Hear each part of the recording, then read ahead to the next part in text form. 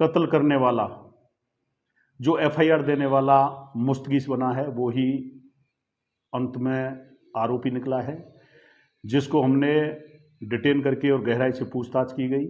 तो पूछताछ के बाद में वो टूट गया। टूटने के बाद में उसने बताया कि इस तरीके से मैंने अपने भाई को मौत के घाट उतारा है।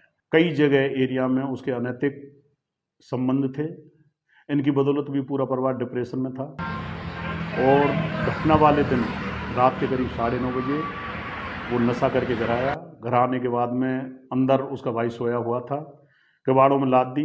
लात देने के बाद में दोनों में लड़ाई हुई, और लड़ाई होने के बाद में काफ़ी परेशान था ये मुलजिम उससे, अपने भाई से, उसकी आदतों से। तो वो घर के अंदर गया और अंदर जा कर के दांतली से और एक बार किया गर्दन पर। उसके बाद में वो धराशायी हो गया गेट के बाद। तो कोई अज्ञात लोग हमारे भाई को और हमारे घर के सामने मार के पटक गए। सर, खंडेला में जो हत्याकांड हुआ था उसका आपने खुलासा कर दिया है 48 घंटे में, बहुत बड़ी कार्रवाई की है। कैसे भाई का भाई हत्यारा निकला? दिनांक 8/12/23 को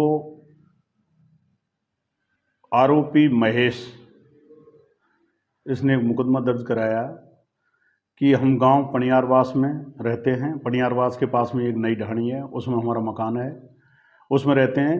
तो कोई अज्ञात लोग हमारे भाई को और हमारे घर के सामने मार के पटक गए। इस इत्तला पर मैं मौके पर पहुंचा।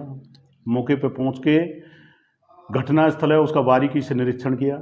बारीकी से निरीक्षण करने के बाद में सारे हालात की उच्च अधिकारियों को रिपोर्ट दी। प्रथम दृष्टया जिस तरीके से घटनास्थल की जो वारदात को अंजाम दिया गया था, उसकी जो शक्की सुई थी वो उधर घर के इर्द गिर्द ही मंडरा रही थी।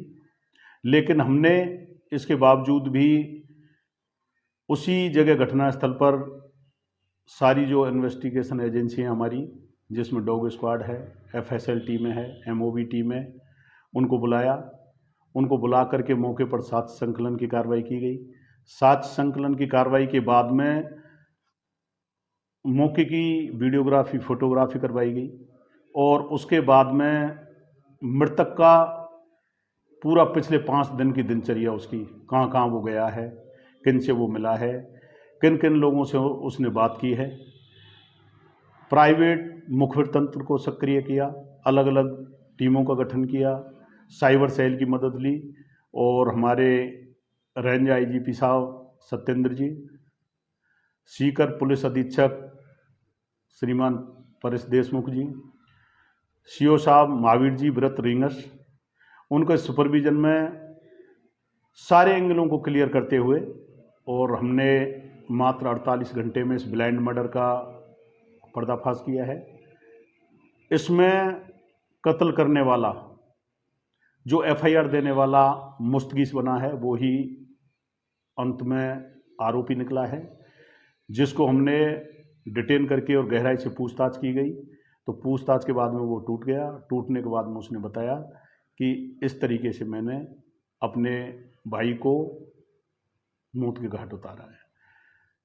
आरोपी के अनुसार मृतक, जिसका नाम सज्जन था, जाति योगी है उसके पिताजी का नाम पप्पू राम योगी है, और जिसकी उम्र 38 साल है। ये आदतन शराब का आदी था।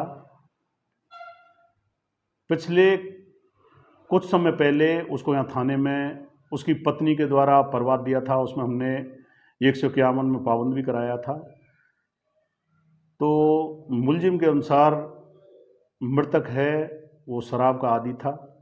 शराब के नशे में पत्नी सहित पूरे घर वालों के साथ गाली गलौज मारपीट करता रहता था।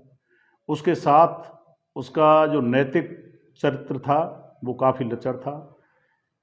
कई जगह एरिया में उसके अनैतिक संबंध थे। इनकी बदौलत भी पूरा परिवार डिप्रेशन में था। और घटना वाले दिन रात के करीब 9:30 बजे वो नशा करके घर आया। घर आने के बाद में अंदर उसका भाई सोया हुआ था, किवाड़ों में लात दी। लात देने के बाद में दोनों में लड़ाई हुई, और लड़ाई होने के बाद में काफ़ी परेशान था ये मुलजिम उससे, अपने भाई से, उसकी आदतों से। तो वो घर के अंदर गया और अंदर जा कर के दांतली से और एक वार किया गर्दन पर। उसके बाद में वो धराशायी हो गया गेट के बाहर, और पड़े पड़े में 2 दांतली का वार और किया, जिससे उसके जबड़े में और गर्दन के पास काफ़ी गहरी चोट आई। मौके पे ही वो डेड हो गया था। उसके बाद में आरोपी ने पूरी सावधानी बरतते हुए रात में उसकी निगरानी भी की कि कोई आवारा जानवर या कुत्ते उसको नोचे नहीं। और उसके बाद में घटना के तुरंत बाद में उसने जिस असले से उसकी गर्दन पर वार किया है, उसको घर के पास में पानी की टंकी बनी हुई थी, उसमें उसको धोया है। जो कपड़े उसने पहन रखे थे उनको भी रात में धोया है। और उसके बाद में सुबह 6:30 बजे पुलिस को इतला दी। इतला पर मैं मौके पर पहुंचा पूरे संसाधन के साथ में। मैं इन्वेस्टिगेशन बॉक्स के सारे एंगलों को क्लियर करते हुए, जो भी संदिग्ध लोग थे मुखबिर तंत्र के आधार से, जहां उसका रूट चार्ट था, जहां उसने लास्ट में बात की थी, और दिन भर में उसने किस किस से मिला, वो कहाँ वो गया, क्या उसकी आदतें थी, इन पर पूरी एक्सरसाइज की। और उसके बाद में सघन एक्सरसाइज करने के बाद में खुलासा करते हुए हमने मुलजिम महेश योगी, जिसकी उम्र है करीब 35 साल, उसको डिटेन करके और सख्ती से पूछताछ की तो वो टूट गया। टूटने के बाद में उसने अपराध करना स्वीकार किया है। उसको गिरफ्तार कर लिया गया है कल। आज उसको न्यायालय में पेश करेंगे। न्यायालय में पेश करने के बाद में जिस दांतली से उसने अपने भाई की निर्मम हत्या की है, इस जघन कांड में जो हाथ वेपन काम में लिया गया है, उसकी बरामदगी करनी है। वो कपड़े जो घटना के समय पहने हुए थे वो भी उसने कहाँ रखे हैं, उनकी भी बरामदगी करनी है। और इस तरीके से इस मुकदमे को फर्स्ट प्रायोरिटी पर लेते हुए, सटीक अनुसंधान करते हुए मुलजिम को जेल भेजेंगे और इसकी पैरवी का अच्छे से ढंग से इसकी पैरवी करेंगे, जिससे कि इसको इसके किए हुए की सज़ा मिल सके। सर, आरोपी बराबर गुमराह करता रहा, मुकदमा दर्ज करवाने के लिए भी आया। क्या इस पूरे षड्यंत्र में वो अकेला है या किसी और का भी हाथ हो सकता है? नहीं, अभी इसको गिरफ्तार किया गया है। ये तफ्तीश का सब्जेक्ट है। अभी आगे अभी इससे अनुसंधान जारी है, और उसके बाद में अभी इसका पुलिस रिमांड पे और लिया जाएगा इसको। तो अगर कोई घटना में शरीक है उसके बारे में भी अनुसंधान जारी है, कोई षड्यंत्र में शामिल है इसके बारे में भी अनुसंधान जारी है। अभी इसको पुलिस अभिरक्षा में लिया गया है। इसको